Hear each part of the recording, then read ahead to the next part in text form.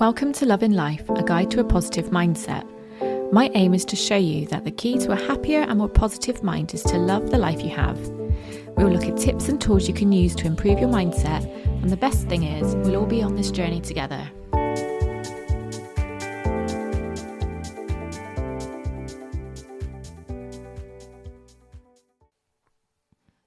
Hiya! Welcome back to Love in Life. This is episode 39. This week, I want to give a little bit of love to my Bristol listeners. So if you are a listener from Bristol, hi to you. Thank you so much for listening. I noticed that 13% of my listeners last week were from Bristol. So I know who some of you are. And I'd love for you, if you're from Bristol and you don't know me, or if you are from Bristol and you do know me, then please do reach out and just give me a little wave, just because I love to know who's listening to me. Just so as I can thank you for tuning in every week. How's everyone's week going so far? We are in our first week of the Easter holidays, so we've got the kids home from school. They're doing a tennis camp the first few days, so that's really nice for them, getting out and doing something active. The weather has just been beautiful here the last few days. It's a bit rainy today, but I think it's due to be nice over the weekend, on Easter weekend, so that is going to be absolutely lovely. I'd love to know what you're up to this Easter, whatever you do to celebrate, whether it's involving chocolate and Easter egg hunts, or if it's more of a traditional religious ceremony, then please do let me know how you celebrate. I'd love to hear from you. Last week, I posted a reel on Instagram, which seemed to resonate with lots of people. I had lots and lots of messages to say that people felt the same. And the content of this reel was that I have a fear of what people think about me. Like, I worry all the time about how I'm being viewed. Am I going to make people happy? Is what I say going to upset people? And the reason that made me post this reel is because, and I actually recorded this immediately after finishing my podcast last week. But every week after I've finished recording this, I go back and listen. And as I'm editing, I'm like very, very critically editing. Do you know what I mean? Because I worry that I might say something to upset somebody or to offend somebody, or, I'm just trying to make people happy all the time. I'm trying to please everybody. And this sounds really silly because, we've talked about this in the past. I know you can't please everybody, but I still try to. I obviously mentioned in last week's episode about being a people pleaser, and it is something I'm working really hard on. So, given that this caused so many people to reach out and thank me for being honest about how this makes me feel, I thought we would discuss this today on today's episode. Something I have realised over recent years, and different experiences have made me realise this, and lots of different things all adding up together sort of make you come to a realisation, don't they? So lots of different things over the years have made me realise that by worrying about what people think too much, it stops you being yourself. When your mind is constantly attached to what others think of you, essentially you are putting the emotional needs of others before your own. However, when you're being yourself, you need to be prepared to go against other people's expectations of you. So quite a few years back now, I sort of lost a friendship from doing exactly this. And, like I said, it's little things like this over time that make you realise that you need to do this more and more. But but this particular friend, she was grieving at the time. So it does make it really difficult because I was trying to support her through this grief. And I soon realised that I was 100% putting her needs before my own. And I ended up becoming quite ill because I was totally neglecting my own emotional needs and putting somebody else's first. And eventually, I didn't feel that a thought from my needs was sort of reciprocated. And when I came to that realization, I was completely honest in a very non-confrontational way, because I'm not a confrontational person at all.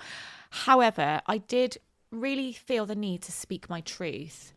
And my truth was that I had to, for my own mental health, had to pull back from this particular person and just have a bit of space for a little while. And obviously, the friend I'm talking about didn't react well to me being honest, speaking my truth about how I was feeling, about having to put my own needs first. So that friendship very, very quickly ended. So I think that's something that we do need to bear in mind, is that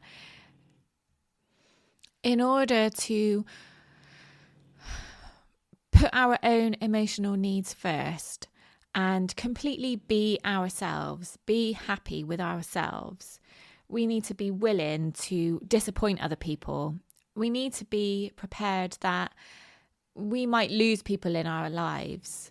And this is obviously what stops a lot of people doing it. It's the fear of losing those people, the fear of the unknown. Like, what happens when you haven't got that friend anymore? What happens when you haven't got that partner anymore? What happens when you haven't got that relationship with that family member anymore? Because you've put your own personal needs first. And it sounds like a really easy thing to say and think, like, of course we need to put our own needs first. But in reality, it's really, really difficult to do when you have been used to wanting to make other people happy, wanting to please other people since before you can remember. I'll be honest with you, I was quite surprised that people didn't realise that I was such a people pleaser and such a worrier about what other people think. Like, people seem to have this impression of me that I don't worry very much about what people think, and maybe I hide it really well. But yeah, when I posted that reel last week in particular, I was quite surprised at the reaction that it caused. So it, worryingly, it does mean that I cover it up quite well, but I want to be real with you because I feel like I owe that to you. Like, how can I advise other people and coach other people through something that is so huge if I'm not completely honest about how I feel? Like, I thought I was being really open and really honest in the past about my feelings towards this, but obviously not. And I guess that makes sense considering I worry about what people think. So yeah, I am really going to try to just be completely honest with you now. So if we go back to, I think it was like episode 28 or 29. And if you wanted to go back and listen to this episode, then, or if you might remember this episode, but I talked about the fear of judgment. So this actually rolls really nicely into that. And I'm probably going to cover some things that I talked about in that episode. But it's okay to hear it again. It's okay for me to say it again. And it's okay for me to be vulnerable and tell you where my fear of what people think about me has truly come from. So when I was in year 6, which is the last year of primary, so what's that, about 10 years old, I had a group of friends which, they were my group of friends. I didn't really have anybody else outside of them. And there was like 5 of us. And then when we moved up to secondary school, somebody else joined our, little group. So there was always 5 or 6 of us. And in about year 6, I found myself, like every little thing I did, I was the brunt of all the jokes. Everything I said, everything, the way I walked, the things I wore, everything was laughed at. And obviously, to begin with, I sort of laughed along with it because, how do you know how to react to things like that when you're 10 years old? You don't. So you quickly learn to protect yourself by going along with it and by laughing. Now, obviously, deep down, I didn't want to be laughed at. So obviously, I tried wearing different clothes and saying different things and, trying to fit in so as I wouldn't get laughed at and wouldn't get picked on. These things wouldn't get picked up. But obviously they did, because I wasn't truly being myself. And eventually it got to a point where my mum finally realised that I was ill all the time. And I say that with air quotes. I was ill. I wasn't really. I was sick, but that was because I was scared to go to school because I hated it so much. It made me ill. I wasn't actually ill, I felt sick all the time. I had bad tummies. I had proper major anxiety every day about going in. So eventually my mum realised what was going on. And this, I think I mentioned this in the previous episode that I spoke about, but the school reacted very quickly when my mum approached them about it. I was put into a different tutor group, and I made some new friends who I'm still friends with now. And so, yeah, I really couldn't have asked for it to be dealt with in a better way.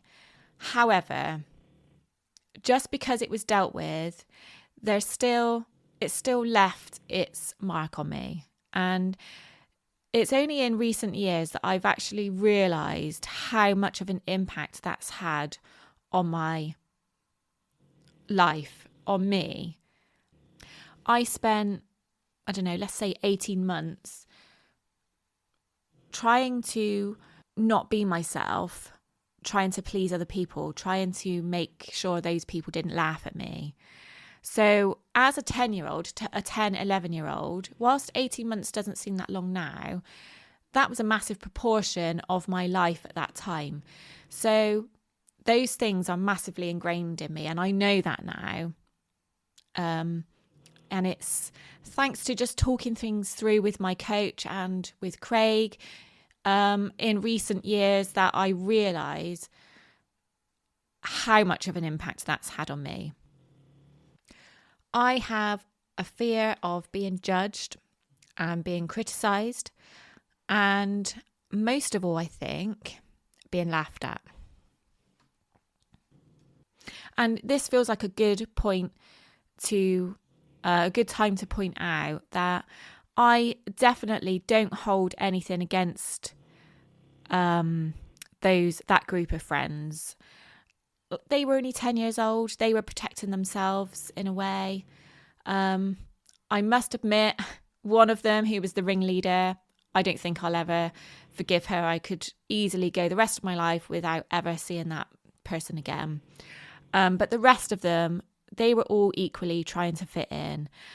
And even the ringleader, there was obviously something missing from her life which made her try and point out all my flaws. So, whilst I could easily go without seeing her again, I do realise that she was obviously protecting herself at the time. So, yeah, I just want to put it out there. I don't hold anything against these people.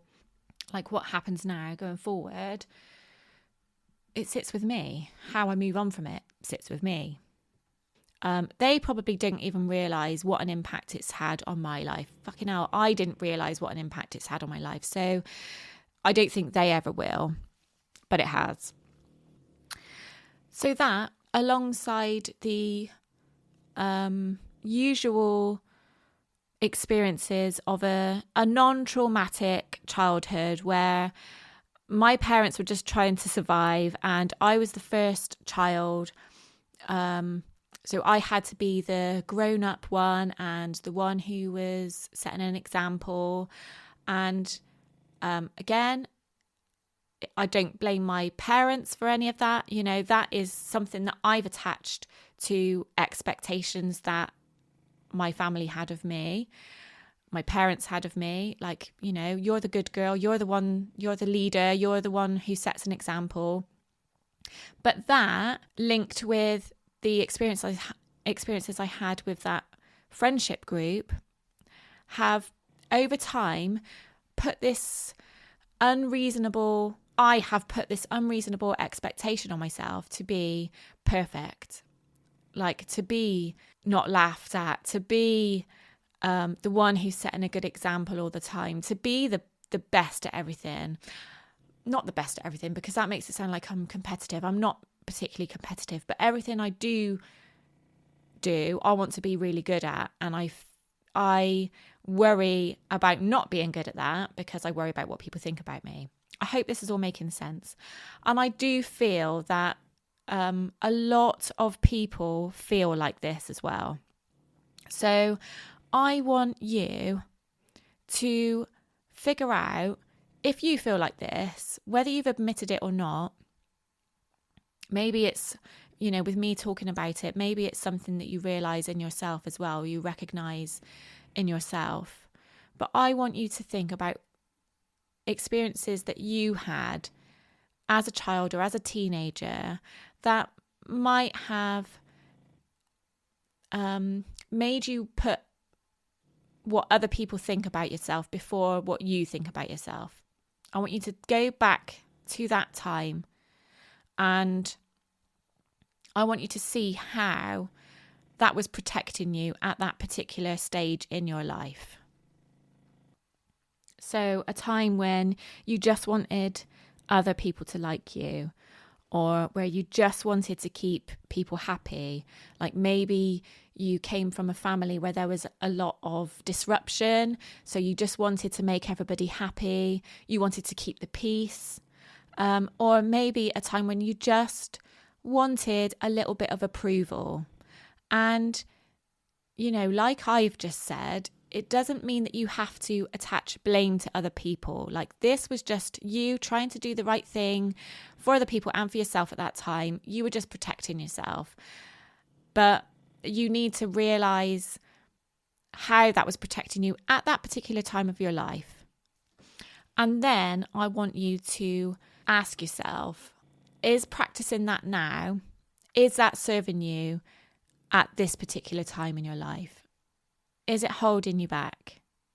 I would like you to think of a time in your adult life, maybe in recent years, where you might have realised that you were doing something or going along with people in order to do the same thing. So to keep the peace, to gain approval, and maybe you weren't 100% being yourself. And see if you can realise if that is similar to the situations you could think of as a child where you were doing the same thing. Because when we have a behaviour like pleasing other people ingrained in us over the years, it becomes second nature. Like, you don't realise you're doing it. And I think it's only when you become older or become wiser, or you have a reason to start thinking about it. And if you haven't started thinking about it yet, then I would love for this to be your reason to start thinking about it. because the earlier in life you can realise that isn't serving you anymore, that isn't protecting you anymore, because it's not allowing you to be your true authentic self. The earlier you realise that, the more time for the rest of your life you've got to work on being your true self. And, I do apologise if you don't feel like this is you. But I was very surprised at how many people did imply that they feel exactly the same when I posted what I posted last week. And when I mentioned in my episode last week about pleasing other people. I think a lot of us do it, and we think we're on our own, but we're not. A lot of us do it, but we don't have to. Once you've identified times in your childhood where you've needed to protect yourself by pleasing other people, by changing yourself, by making sure everything's perfect, by making sure that you're keeping everybody happy, and then realised when you've also done this in adult life, in recent times, that's brilliant, because we know where it's come from and we know what an impact it's had on our life so far. But unfortunately, it doesn't end there. Like, just because you identify it, it's brilliant that you identify it. You need to identify it, but it doesn't end there. So when you recognise times going forward, when you do this, then just stop yourself and have a think about, is that true? Is that serving your true self? Is that helpful to who you really are and to who you really want to be and to what you really want to achieve? It's going to take time. And something that I've been doing is every now and again, when I feel myself doing this, I just take a step back and question if I'm being my true authentic self. And if I realise that I'm not, if I realise that I'm worrying about what other people think of me, I've started to stop myself and just tell myself it's safe to be me. It's safe for everyone not to think I'm perfect. I'm safe with not everybody liking me. Because if I want everybody to like me, then I'm becoming this watered down version of myself. And that's not who I want to be. And if I'm being completely honest with you, because I've been so worried for so many years about what people think about me, people probably have always seen the watered down version of me. Because I'm always, I don't even realise I'm doing it, but my subconscious is always saying to me, what are people going to think about this? What are people going to say about you? Are they going to laugh about you? So with that going on in the back of my head all the time, without me even realising it at the time, then obviously my watered down version is going to be what people see, because I want everyone to like what they see, When people who worry about what other people think about them, and I guess this probably depends on where the issue stems from in the first place, but people deal with it in different ways. We feel protected in different ways by acting in different ways. So some people deal with it by exaggerating what they are to make themselves look better, to impress people. So, whether that means exaggerating or lying or, maybe telling a white lie, so as people think the best of you all the time. Some people deal with it by reflecting what they went through or where it stems from. They reflect that by doing the same to others. So they mirror their child feelings onto other people. And some people deal with it by going out of their way to put others first, making everybody else happy. And, that is definitely what I do. And the thing that we have to remember is there really is no shame in however you deal with this feeling. The most important thing is to recognize that you're doing it and to make a conscious effort to just take a step back and question if you need to be doing it. And then eventually break that habit of doing it, however you deal with it. Like I said earlier, I've got this image in my head of being the person who does everything for everybody, the person who, almost like a hero, do you know what I mean? Like an example of this is a couple of weeks ago, my sister asked me if there's any chance I could drop her and the kids off to their weekly activity that they do because her car wasn't working. And automatically, my first reaction was like, right, I need to drop everything that I'm doing to be able to do this because I want to be the one who helps people out. And it actually wasn't convenient for me to do that. And I was really proud of myself because I said I couldn't do it. And I felt shit about that. But my sister didn't think anything differently of me. In fact, if I was to have done it and she found out that I'd rearranged lots of things to be able to do it, she'd be really fucking pissed off with me because I'd put my own needs after hers, you know? And it would probably stop her from asking me favours in the future, because if she knows that I feel the need to say yes, then she's always going to wonder, can I really do it? Am I having to rearrange loads of stuff? So she's not going to bother asking me. Anyway, just to wrap this up, I actually want to tell you that I am in a really good place at the moment. Like, I'm telling you this because what I posted last week resonated with a lot of people. So I feel like I have a responsibility to go into more detail on why I feel the way I feel. But I have to say, since, in the last couple of months since I've been working on that, I am in such a good place and realizing that I'm gradually getting better at noticing when I'm doing things to say, to please other people, or I'm recognizing when I'm holding myself back through worrying about what other people think about me. So honestly, the best thing that could have come out of this is, yes, I know it's 30 years later, but I'm finally realizing that the effect of how my childhood friends treated me, even though they probably, to them it was probably a really minor thing, but because I was so young and hadn't really dealt with it, it just spiraled. And so going back and revisiting those times has been the best thing that I could have possibly done. So if you're able to, I really highly recommend you do the same.